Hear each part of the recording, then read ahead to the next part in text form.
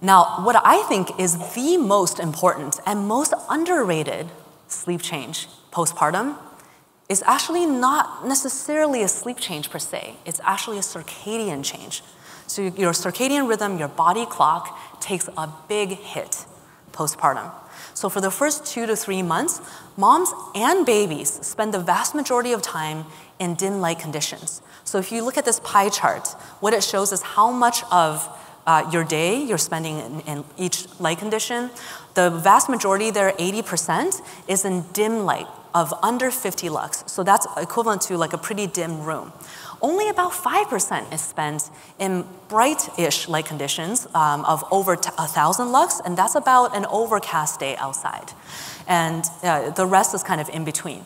So that's a lot of time spent in the dark. And that's not good for our circadian clocks because our master clocks in our brain, the suprachiasmatic nucleus, really needs huge amounts of light input during the day to tell the difference between day and night and to stay on rhythm.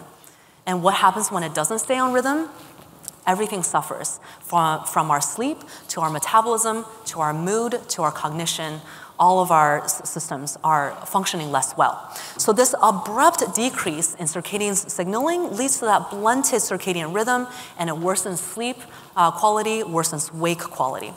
But luckily, there's a pretty straightforward fix here.